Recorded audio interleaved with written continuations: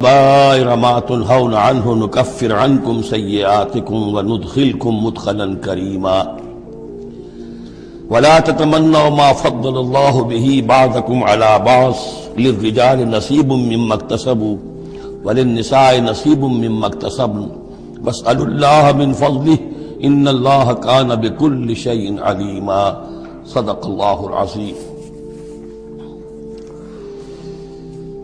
اب انسانی تمدن کے دو بہت اہم مسائل ہیں اور بڑے گہرے فلسفیانہ اہمیت کے حامل۔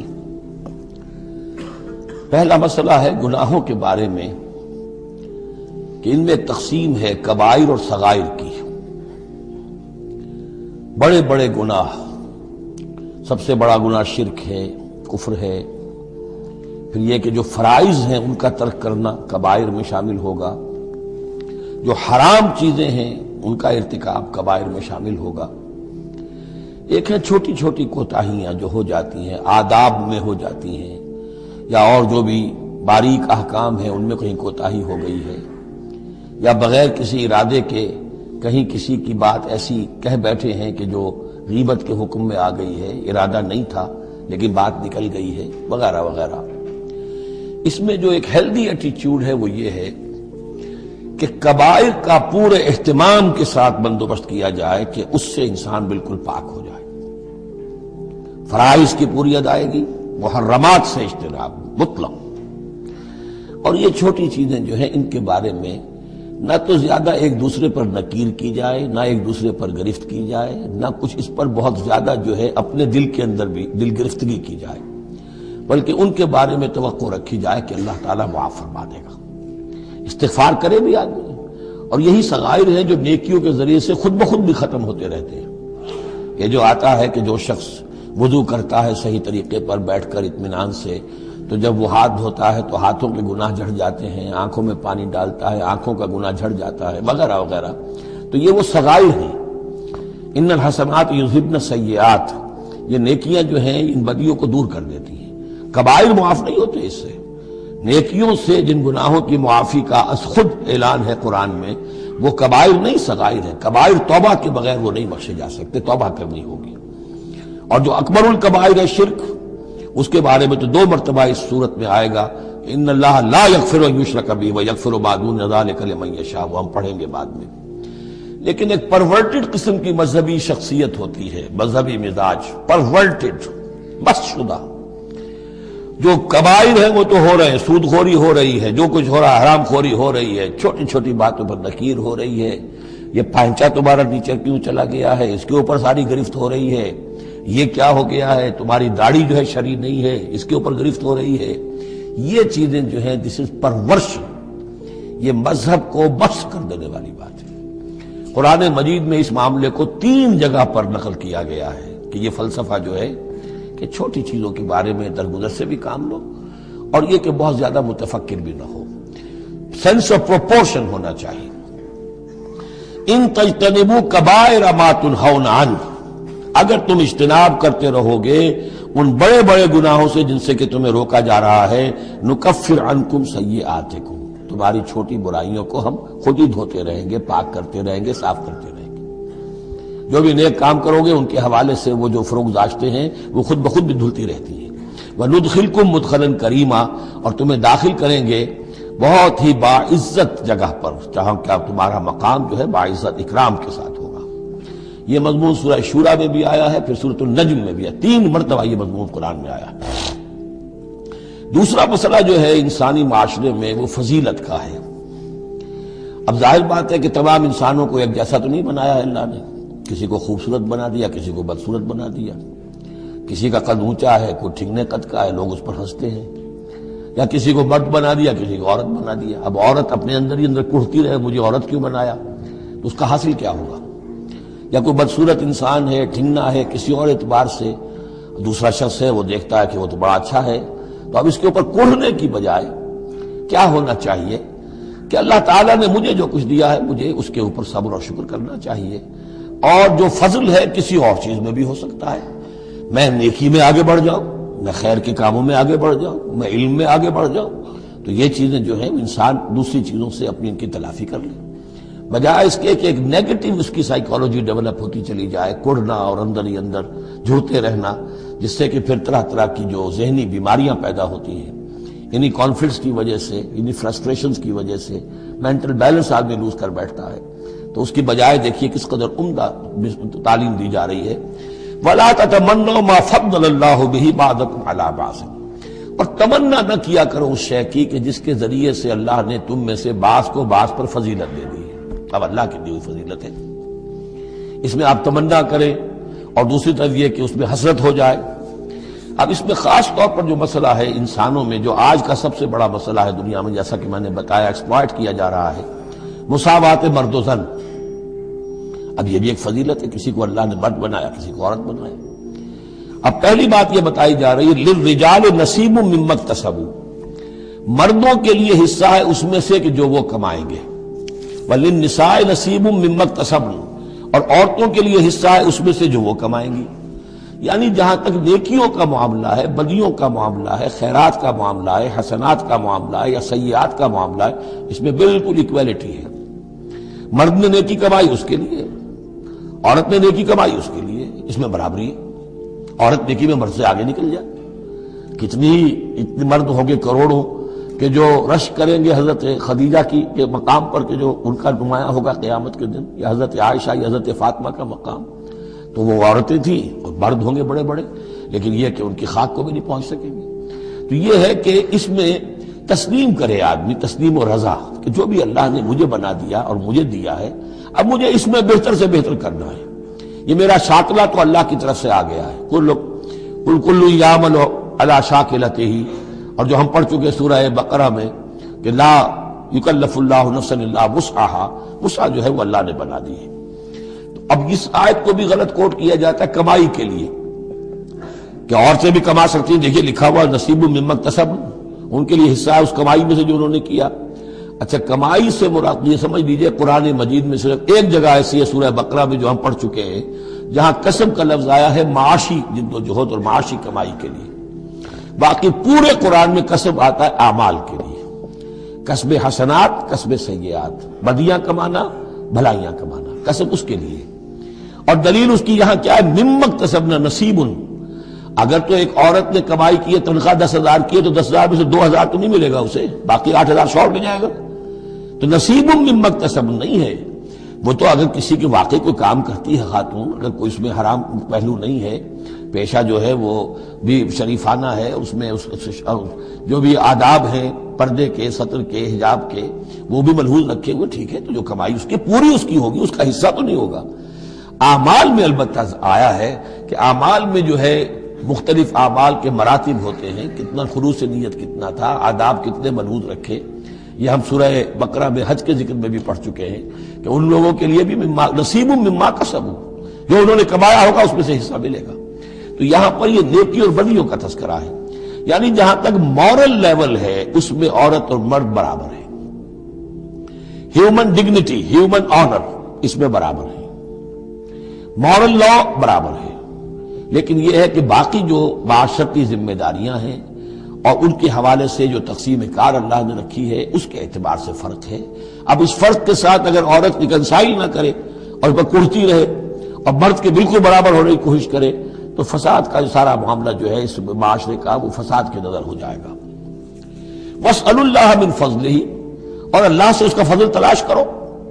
اے اللہ تو نے مجھے اس معاملے میں کم رکھ دیا ہے، اے اللہ مجھے اس معاملے کے اندر تو مجھے ہمت دے، میں ترقی کروں۔ تو اللہ تعالیٰ بہت سے لوگوں کو کسی اور پہلو سے نمایاں کر دیتا ہے۔ ان اللہ کان بکل شیء علیما، یقیناً اللہ تعالیٰ ہر شے کا علم رکھتا ہے۔ وَلِكُلٍّ جَعَلْنَا مَوَالِيَ مِمَّا تَرَكَ الْوَالِدَانِ وَالْأَقْرَبُونَ، اب آخر میں پھر ایک مرتبہ جو ہے قانون وراثت کی اہمیت کو دیکھیے، اور ہر ایک کے لیے ہم نے مقرر کر دیے ہیں حصے وراثت میں جو بھی چھوڑتے ہیں والدین یا رشتہ دار۔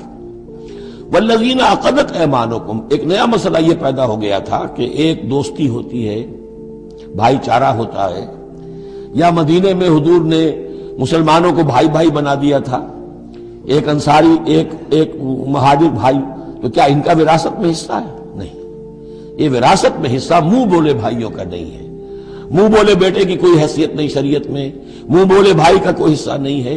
ہاں اپنی زندگی میں تو والذین عقدت ایمانکم، جن کے ساتھ تمہارا کوئی معاہدہ ہوا ہے، کوئی دوستی ہوئی ہے، فآتوہم نصیبہم، انہیں ان کا حصہ دے دیا کرو، یعنی اپنی زندگی میں ان کے ساتھ جو بھلائی کرنا چاہو، کوئی ہبہ کرنا چاہو اپنی وراثت میں سے بھی، اپنی وراثت میں سے وصیت کرنا چاہو، یہ کر سکتے ہو، لیکن جو کہ قانون وراثت میں طے ہو گیا ہے، لا وصیت لوارث، پھر وارث کے لیے کوئی وصیت بھی نہیں، اور وہ یہ کہ بہرحال وراثت میں حقدار کوئی اور نہیں ہوگا سوائے اس کے کہ جس کو اللہ نے مقرر کر دیا ہے۔ ان اللہ کان علی کل شیء شہیدا، یقیناً اللہ تعالی ہر چیز پر گواہ ہے۔ اب آئی ہے وہ آیت، اصل میں کانٹے دار آیت جو ہے، جو عورتوں کی حلق سے بہت مشکل سے اترتی ہے، کانٹا بن کر اٹک جاتی ہے۔ الرجال قوامون علی النساء، یہ تمہید تھی ساری، ایک سورہ بقرہ میں تمہید آ چکی تھی، علیہن لہن مثل الذی علیہن بالمعروف وللرجال علیہن درجہ، یہ کہہ کے بات چھوڑ دی۔ آگے آئے لا تتمنوا ما فضل اللہ بعضهم علی بعض، اور مزید اس کے لیے ذہنی جو ہے تیاری کر دی۔ اب آ رہی ہے وہ چیز جو چبھنے والی چیز ہے۔ الرجال قوامون علی النساء، مرد عورتوں پر حاکم ہے۔ یہ میں ترجمہ زور دے کر رہا ہوں۔ یہ قامہ جو ہے، قامہ جب علا کے ساتھ آئے گا تو کچھ اور معنی ہوں گے، قامہ بے کے ساتھ آئے گا کچھ اور معنی ہوں گے۔ قامہ بے کسی شے کو قائم کرنا، کونوا قوامین بالقسط، اسی سورہ مبارکہ میں یہ آیت آ جائے گی، کونوا قوامین بالقسط، عدل کو قائم کرنے والے بن کر کھڑے ہو جاؤ۔ قامہ علا، کسی کے اوپر، سر پر مسلط ہونا، یہ ہے گویا کہ ایک درجہ حاکمیت ہے۔ گھر کے ادارے میں حاکم ہونے کی حیثیت مرد کو حاصل ہے۔ سربراہ خاندان جو ہے وہ مرد ہے، عورت نہیں ہے۔ عورت کو بہرحال اس کے ساتھ ایک وزیر کی حیثیت سے کام کرنا ہے، یہ ہے اس کا اصل رول۔ اسی لیے میں بیان کر چکا ہوں کہ وہ جو نسیان کا معاملہ تھا، اللہ تعالیٰ نے اس کے اندر چونکہ یہ سیکنڈ رول پلے کرنا ہے اسے یقیناً اس کے جذبات کو تو زیادہ ٹھیس پہنچنے کا امکان رہے گا۔ آدمی کو، ہر انسان، مرد بھی چاہتا ہے میری بات چلے، عورت چاہتی ہے میری بات چلے۔ اب آخر کار کس کی بات چلے گی؟ یا تو دونوں کسی طریقے سے کسی مسئلے میں متفق ہو جائیں، اور عورت جو ہے بیوی اپنے شوہر کو دلیل سے، اپیل سے جس طرح قائل کر لے تو معاملہ ٹھیک ہو گیا۔ اب اگر نہیں ہو رہا معاملہ تو اب کس کی رائے چلے گی؟ مرد کی رائے چلے گی۔ تو کس کو اس سے ایک صدمہ پہنچے گا؟ عورت کو پہنچے گا۔ لیکن اس صدمے کا ہی جو ہے انفلوئنس، اس کو کم کرنے کے لیے سیفٹی والو، نسیان کا مادہ اللہ تعالیٰ نے عورت میں زیادہ رکھ دیا۔ اسی لیے پھر اس قانون شہادت کے اندر ایک مرد کی جگہ 2 عورتوں کو وہاں پر اس کا نصاب رکھا گیا۔ الرجال قوامون علی النساء بما فضل اللہ بعضهم علی بعض۔ اب یہ دوسری بات ہے کہ اگر وہ شوہر حاکم ہو کر ظلم کرتا ہے، ان کے حق ادا نہیں کرتا ہے، تو اللہ کے یہاں بڑی سخت پکڑ ہوگی۔ یہ تو دوسری بات ہے بالکل، لیکن یہ کہ جو قانون ہے اسلام کا وہ یہی ہے کہ یہ اختیار دیا گیا۔ اب آپ اس اختیار کا غلط استعمال کر رہے ہیں، آپ اس کو ظلم کا ذریعہ بنا رہے ہیں، تو اس کی سزا اللہ تعالیٰ کے ہاں آپ کو مل جائے گی۔ بما فضل اللہ بعضهم علی بعض، بسبب اس فضیلت کے جو اللہ نے بعض کو بعض پر دی ہے، وبما انفقوا من اموالہم، اور بسبب اس کے کہ جو وہ خرچ کرتے ہیں اپنے مال۔ اب دیکھیے یہ خرچ کرنے کا معاملہ اسلام میں شادی سے شروع ہو گیا۔ شادی مرد کی بھی ضرورت ہے، عورت کی بھی ضرورت ہے، لیکن مرد مہر دیتا ہے، عورت مہر وصول کرتی ہے۔ تو جو خرچ کرنے والا ہے اب اس کی ایک حیثیت دوسری ہو گئی۔ پھر گھر میں اس کا نان نفقہ پورا جو ہے، اس کا خرچہ، اس کی ذمہ داری، اس کو سپورٹ کرنا شوہر کے اوپر ہے، تو اب وہ مال خرچ کر رہے ہیں۔ بما انفقوا من اموالہم، فالصالحات، تو نیک بیویاں کون ہیں؟ جو کہ ایک یوں سمجھیے قرآن کے نزدیک ایک عورت کا جو اچھا کردار ہونا چاہیے، ایک خاتون خانہ کی جو بہترین روش ہونی چاہیے، وہ یہاں 3 الفاظ میں آئی ہے۔ فالصالحات، نیک بیویاں قانتات، ایک تو فرما بردار ہوتی ہیں، شوہروں کی فرما بردار۔ حافظات للغیب، غیب میں حفاظت کرنے والیاں، یعنی ظاہر بات ہے کہ مال ہے کسی کا تو گھر میں ہے، وہ تو کام پہ چلا گیا ہے، اب وہ کس کی حفاظت میں ہے؟ بیوی کی حفاظت میں ہے۔ اسی طرح اب بیوی کی جو عصمت ہے وہ در حقیقت مرد کی عزت ہے، اب وہ اس کی عزت کی حفاظت کرے اس کی غیر موجودگی میں۔ اسی طرح مرد کے راز ہوتے ہیں، سب سے زیادہ بڑھ کر جو ہے رازدان وہ تو بیوی ہوتی ہے۔ تو 3 اعتبارات سے حافظات للغیب، حافظات للغیب، غیب میں حفاظت کرنے والیاں، حفاظت کرنے والیاں شوہر کے مال کی، شوہر کے رازوں کی، اور شوہر کی عزت کی۔ بما حفظ اللہ، اللہ کی حفاظت سے، حفاظت ہے تو اللہ کی، لیکن جیسے رازق اللہ ہے لیکن کام تو انسان کو کرنا پڑتا ہے، رزق کمانا پڑتا ہے۔ واللاتی تخافون نشوزہن، اور وہ خواتین کے جن کے بارے میں تمہیں اندیشہ ہو جائے ان کے اندر سرکشی کا، ضد ہے، ہٹ دھرمی ہے، بات نہیں مان رہی ہیں، اپنی بات منوانی ہے، کسی نہ کسی طریقے سے گھر کی فضا خراب کی ہوئی ہے، یہ ہے نشوز۔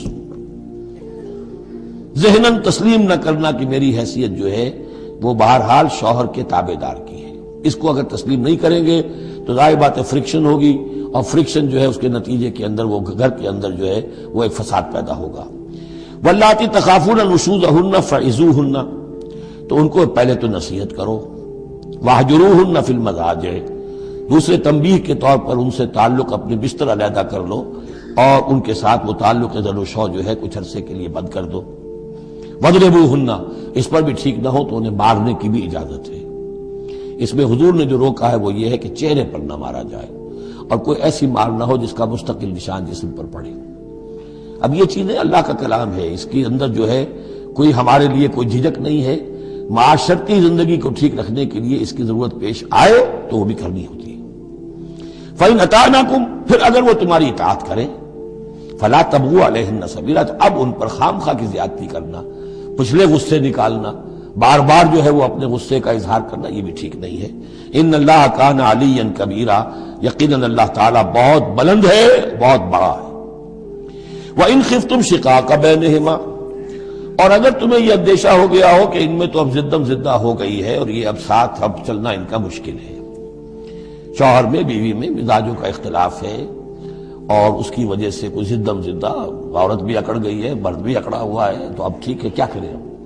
تو اس میں ایک کوشش کرنے کا حکم دیا پہلے، فَبَعْثُوا حَكَمًا مِّنْ أَهْلِهِ وَحَكَمًا مِّنْ أَهْلِهَا، تو ایک حکم مقرر کرو ثالث، لڑکے والوں میں سے، شوہر والوں میں سے، شوہر کے خاندان میں سے، اور ایک حکم جو ہے اس عورت یا لڑکی کے خاندان والوں میں سے۔ ان یریدا اصلاحا، اگر وہ دونوں چاہیں گے اصلاح، یوفق اللہ بینہما، اللہ تعالیٰ ان کے مابین موافقت پیدا کر دے گا۔ لیکن ان یریدا میں مراد دونوں ہو سکتے ہیں، یعنی ایک تو یہ کہ اگر واقعتاً شوہر اور بیوی جو ہے چاہتے ہیں کہ موافقت ہو جائے، ہوتا ایسا ہے کسی وقت جو ہے وہ نفسیاتی گرہ ایسی بن جاتی ہے کہ وہ بھی چاہتا ہے کہ معاملہ درست ہو جائے، وہ بھی چاہتی ہے کہ درست ہو جائے، لیکن اب یہ کہ اب اس میں گرہ ایسی پڑ گئی ہے، مقطع میں آ پڑی ہے سکر دسترانہ بات کہ اب اس میں کسی طریقے سے مسئلہ حل نہیں ہو رہا، تو حکمین آ جائیں گے تو وہ بات کو گرہ کھولیں گے، ادھر سے کچھ سنیں گے، ادھر سے سنیں گے، کچھ اس کی وضاحت ہوگی، ادھر کی وضاحت ہوگی تو ہو جائے گا۔ اور ایک یہ بھی ہو سکتا ہے کہ اس سے مراد حکمین ہو کہ اگر حکمین پوری سی کوشش کریں گے تو اللہ تعالیٰ ان کے مابین موافقت پیدا کر سکتا ہے۔ میرا رجحان پہلی رائے کی طرف زیادہ ہے۔ ان اللہ کان علیما خبیرا، یقیناً اللہ تعالیٰ بہت علیم اور خبیر ہے۔ اب جیسا کہ اس سے پہلے بھی سورہ بقرہ میں بھی جو اہل کتاب کے ساتھ بنی اسرائیل کے ساتھ میثاق لیا گیا تھا تو اس میں جو چیزیں آئی تھیں وہ یوں سمجھیے امہات شریعہ، دین کی بنیادیں کیا تھیں۔ ہم نے معاہدہ لیا تھا اللہ کے ساتھ شرک نہیں کرو گے، والدین کے ساتھ نیک احسان کرو گے، قرابت داروں کے ساتھ وغیرہ وغیرہ۔ اب یہ دوسرا مقام آ رہا ہے کہ شریعت کے اندر کیا چیزوں ہیں جو اہم تر ہیں جن کو سامنے رکھنا چاہیے معاشرتی سطح پر۔ سب سے پہلی بات وَاعْبُدُوا اللَّهَ وَلَا تُشْرِكُوا بِهِ شَيْئًا، پہلا حق اللہ کا ہے، اللہ کی بندگی اور پرستش کرو، اس کے ساتھ کسی کو شریک نہ ٹھہراؤ۔ نمبر 2 وَبِالْوَالِدَيْنِ احسانا، یہ 4 مقامات قرآن میں ہیں جہاں اللہ کے حق کے فوراً بعد والدین کے حق کا تذکرہ ہے۔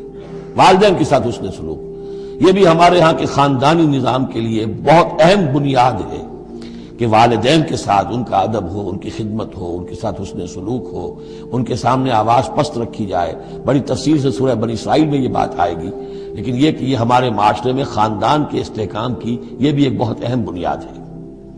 وَبِذِي الْقُرْبَىٰ، قرابت داروں کے ساتھ، وَالْيَتَامَىٰ وَالْمَسَاكِينِ، اور یتیموں کے ساتھ اور مسکینوں کے ساتھ، وَالْجَارِ ذِي الْقُرْبَىٰ، اور وہ ہمسایہ جو قرابت دار بھی ہو۔ پہلے عام طور پر محلے ایسے ہی ہوتے تھے، ایک ہی قبیلہ ایک جگہ رہ رہا ہے، رشتہ داری بھی ہے، ہمسائیگی بھی ہے۔ وَالْجَارِ الْجُنُبِ، اور اجنبی ہمسایہ بھی ہو سکتا ہے، جیسے آج کل شہروں میں ہوتے ہیں ہمسایہ اجنبی ہوتے ہیں۔ وَالصَّاحِبِ بِالْجَنبِ، اور ایک عارضی قسم کی بھی ہمسائیگی ہوتی ہے کہ جو آپ کے برابر بیٹھا ہوا ہے، آپ بس میں بیٹھے ہیں آپ کے برابر بیٹھا ہوا، یہ بھی آپ کا ہمسایہ ہے جو کسی بھی اعتبار سے آپ کے ساتھ ہے۔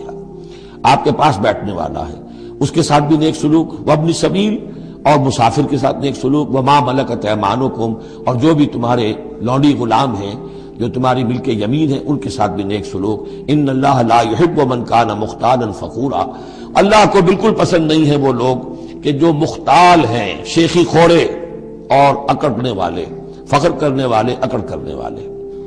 الذین یبخلون ویامرون الناس بالبخل، جن میں یہ شیخی خوری ہوتی ہے، اکڑ ہوتی ہے، پھر وہ بخیل بھی ہوتے ہیں، اس لیے کہ عام طور پر تو انہیں اپنا جو تکبر ہوتا ہے وہ دولت کے برابر ہوتا ہے، انہیں معلوم ہے ہمارے پاس دولت ہے، تو ظاہر بات ہے دولت اگر وہ خرچ کر دیں گے اور دولت جو ہے نہیں رہے گی تو عزت نہیں رہے گی۔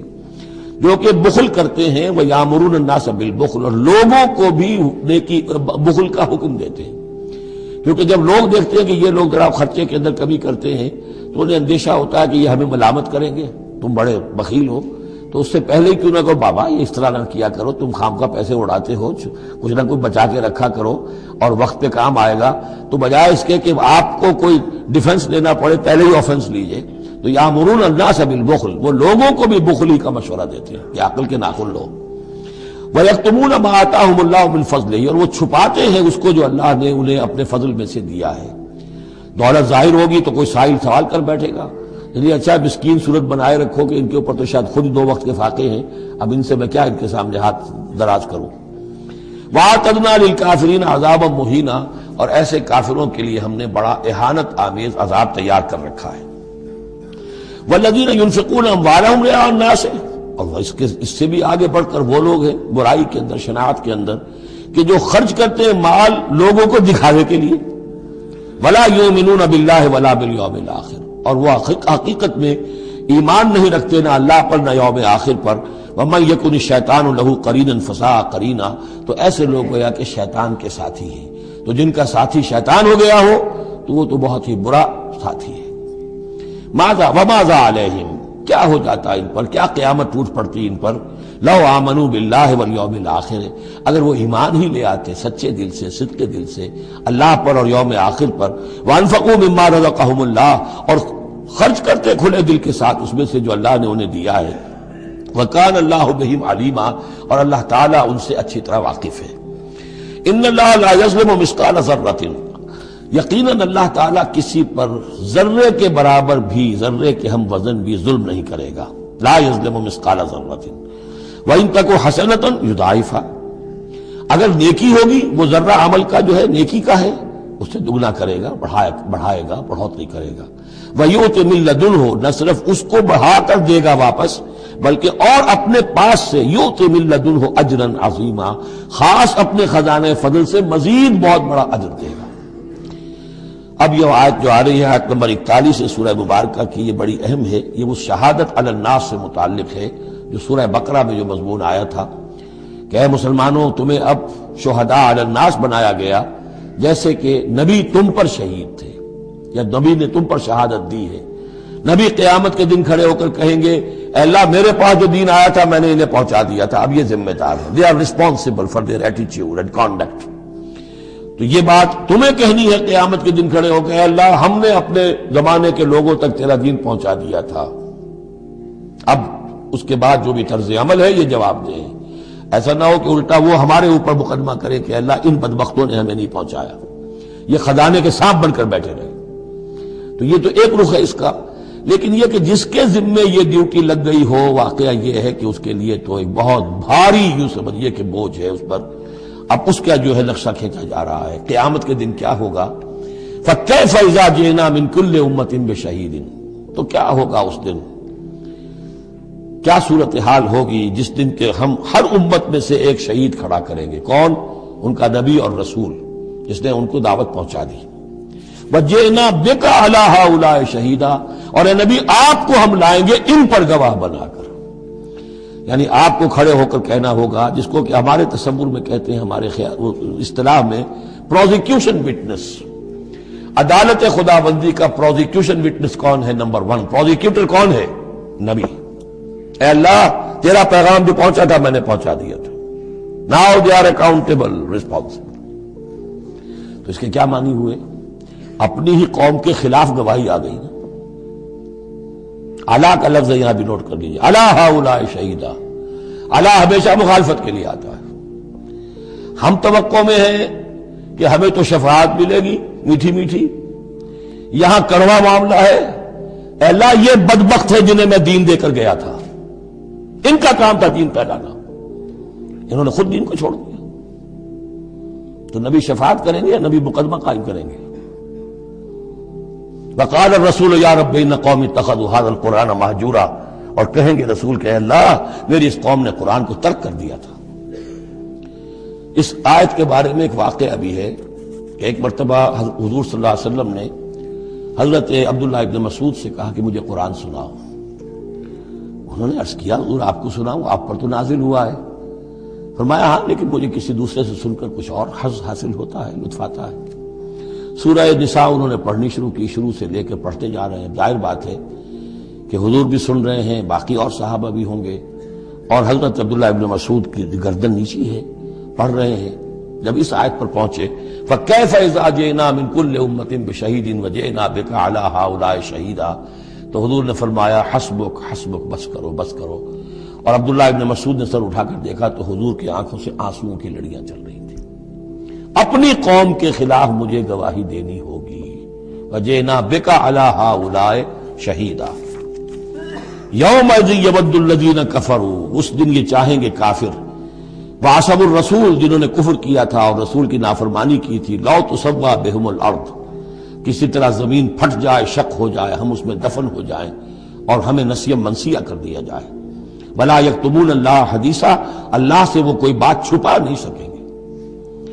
یا ایھا الذین آمنوا لا تقربوا الصلاۃ وانتم سکارى، اہل ایمان نماز کے قریب نہ جاؤ اس حال میں کہ تم نشے کی حالت میں ہو. اب یہ وہ سورہ بقرہ میں جو آیا تھا یسألونک عن الخمر والمیسر، اس کا اگلا قدم آ گیا کہ اس کے اندر جو خباثت ہے، شناعت ہے، جو برائی کا پہلو ہے، اس کو ایک مرتبہ اور اجاگر کیا. یا ایھا الذین آمنوا لا تقربوا الصلاۃ وانتم سکارى حتی تعلموا، جب تک کہ نشہ اتر نہ جائے اور تمہیں معلوم ہو کہ تم کیا کہہ رہے ہو. اس واقعات بھی بیان ہوتے ہیں کہ ایسا ہوا کہ نشے میں نماز پڑھائی کسی نے، اس لیے کہ شراب ابھی حرام مطلق تو ہوئی نہیں تھی، تو اس میں قل یا ایھا الکافرون لا اعبد ما تعبدون، اس کی بجائے اعبد ما تعبدون، میں بھی بندگی کرتا ہوں اسی کی جس کی تم کرتے ہو، تو وہ تو کفر ہو گیا. تو اس پر خاص طور پر یہ آیت نازل ہوئی حتی تعلموا ما تقولون، جب تک کہ تم سمجھ نہ رہے ہو شعور کے ساتھ کہ تم کیا کہہ رہے ہو. اب اس میں ایک اشارہ ادھر بھی ہو گیا، بے سمجھے نماز پڑھنا بھی ایسا ہی ہوا. پھر یعنی یہ کہ جو روکا جا رہا، ایک تو مدہوشی کی وجہ سے سمجھ میں نہیں آ رہا اور غلط سند پڑھ رہے ہیں، اور ایک سمجھتے ہی نہیں. قرآن کہہ رہا ہے حتی تعلموا ما تقولون، تمہیں معلوم ہونا چاہیے کیا کہہ رہے ہو تم. اب جنہیں قرآن مجید کے معنی نہیں آتے، نماز کے معنی نہیں آتے، انہیں کیا پتہ ہے کیا کہہ رہے ہیں. وَلَا جُنُبًا إِلَّا عَابِرِي سَبِيلٍ حَتَّىٰ تَغْتَسِلُوا، اسی طریقے اگر تم حالت جنابت میں ہو، اگر اپنی بیویوں سے تم نے وہ تعلق قائم کیا ہو، مباشرت کی ہو، یا یہ کہ اور کسی اور طرح کی اسی کوئی احتلام وغیرہ کی شکل ہو گئی ہو، تب بھی تم نماز کے قریب نہ جاؤ حتیٰ تغتسلوا، جب تک کہ غسل نہ کر لو. الا عابری سبیل، اس کے بارے میں بہت سے قول ہیں، لیکن یہ جو آگے بات بیان ہو رہی ہے اس میں آ جائے گا کہ ہاں سفر کی حالت میں اس غسل کی پابندی پر جو ہے وہ نرمی کی گئی ہے اور اس میں تیمم کی اجازت دی گئی ہے. وَإِن كُنتُم مَرْضَىٰ، اور اگر تم ہو بیمار، أَوْ عَلَىٰ سَفَرٍ، آدمی مریض ہے، نہانے میں اندیشہ ہے، بخار بہت تیز ہے یا کچھ اور ہے معاملہ ہے، أَوْ عَلَىٰ سَفَرٍ، یہ سفر میں ہے، أَوْ جَاءَ أَحَدٌ مِّنكُم مِّنَ الْغَائِطِ، یا یہ کہ تم میں سے کوئی جو ہے قضاء حاجت کے بعد آیا ہے، أَوْ لَامَسْتُمُ النِّسَاءَ، یا تم نے عورتوں کے ساتھ مباشرت کی ہے، فَلَمْ تَجِدُوا مَاءً، اور تم پانی نہ پاؤ. یعنی یہ تمام صورتیں کہ جس میں غسل واجب ہے یا یہ کہ وضو واجب ہے، تو ان دونوں صورتوں میں سے اگر بیماری راستے میں حائل ہے، سفر میں ہونے کی وجہ سے پانی نہیں ہے، یا کوئی اور وجہ ایسی ہے کہ پانی ہے دستیاب نہیں ہے، فَتَيَمَّمُوا صَعِيدًا طَيِّبًا، تو تیمم کر لیا کرو. لیکن تیمم کا جیسا کہ ہم پہلے پڑھ چکے ہیں، میں نے بتایا تھا کہ قصد کرنا تیمم، فَتَيَمَّمُوا صَعِيدًا طَيِّبًا، پاک مٹی کا اس کا قصد کرو. فَامْسَحُوا بِوُجُوهِكُمْ وَأَيْدِيكُمْ، اور پھر اپنے چہروں کو اور اپنے ہاتھوں کو اس سے مسح کر لو، بل لو. ان اللہ کان عفوا غفورا، یقیناً اللہ تعالی عفو ہے، بہت معاف کرنے والا. یہی لفظ ہے جو حضرت عائشہ سے جو مروی ہے دعا لیلۃ القدر کی، اللہم انک عفو تحب العفو فاعف عنی، اے اللہ تو عفو ہے، تو ہے ہی معاف فرمانے والا۔ ان اللہ کان عفوا غفورا، اللہ معاف فرمانے والا بخشنے والا ہے۔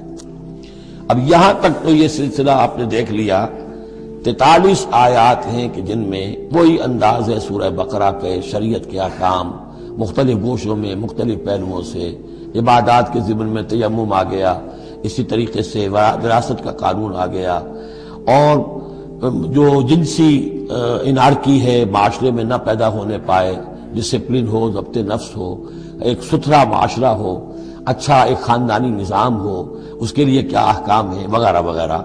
اب یہاں تھوڑا سا خطاب آ رہا ہے بہت مختصر اہل کتاب کے بارے میں۔